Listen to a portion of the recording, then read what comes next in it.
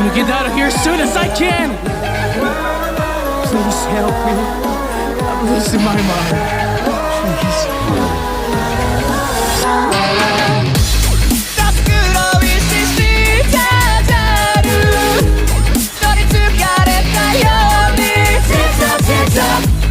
常識を Tokusatsu, a genre well known for its heroes, villains, and mostly crazy special effects. But we always think of Tokusatsu as the Japanese superheroes, Kamen Rider, or the Metal Heroes, Super Sentai, and Ultraman, or the Big Four of the Tokusatsu era. But when you discovered other shows such as Legend Hero, Ninja, Ichiban, and many others, you realize that Tokusatsu is not exclusively to Japan. Instead, we see Tokusatsu everywhere. Even though some of us will think Tokusatsu, you will always think about Power Rangers. Even though Power Rangers is basically Showa era style Godzilla movies, camera movies. They use stock footage of the original show, Zoo Ranger mixed with American footage. But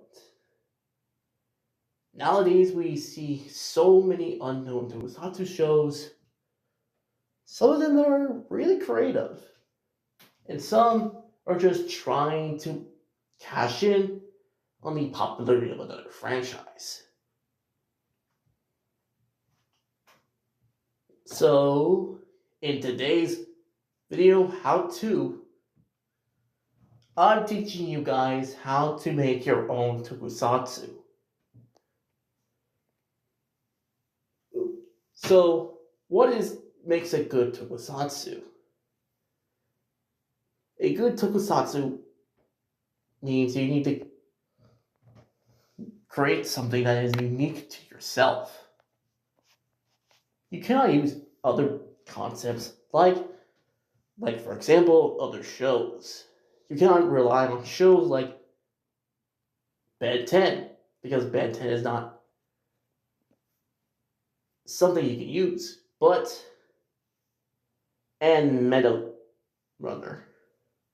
Even though some people will just say, but you can do something with it, but there's going to be a problem.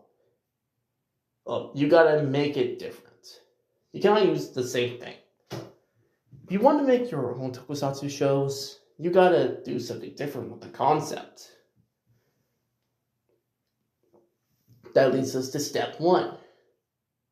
The silhouette of your main hero.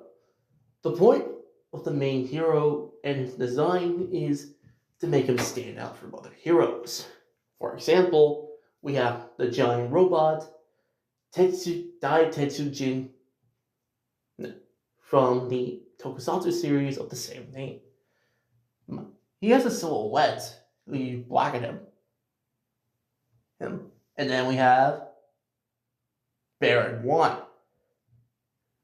And you do the same thing. And then Kamen Rider Blade. The same thing. What do they have all in common? Even though you blacken them, you can tell who they are based off their silhouette. Hey, even other series, especially series that are created by the legendary Sutaro Ishinomori, he knows how to make the character look like a unique character. Ninja Master Sasuke, Kaido, or hell, even Shin Ultraman. And even though it came out after Shotaro was dead.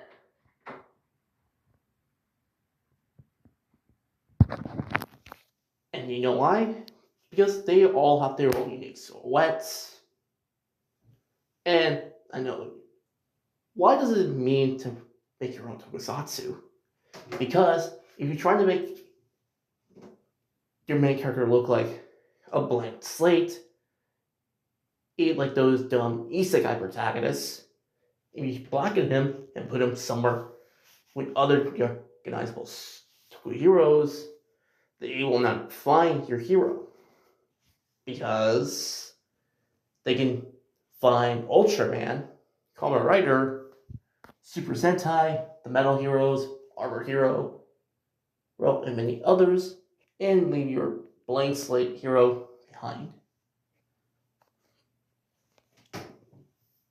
And then let's look at the next one that we need to talk about. Step 2 is the theme of your Toku hero. Well, the theme is what's important to the Tokusatsu. Themes like a legend hero having lords and their partners face off against other legend heroes in a battle royale style match. Heck, even Kamen Rider Ryuki has a similar plot, even though Kamen Rider Ryuki came out before Legend Hero. Well, in Kamen Rider Decade, that shows Decade going around the other universes of Kamen Rider and helping these writers in these episodes. Oh, even the GOAT Super Sentai, GOAT Kaiser, pays tribute to every season of Super Sentai.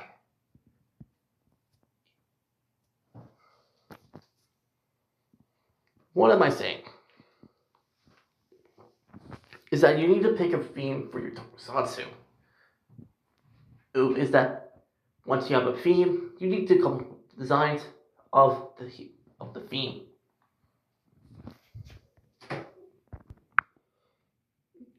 For example, you pick the theme of the Slavic gods.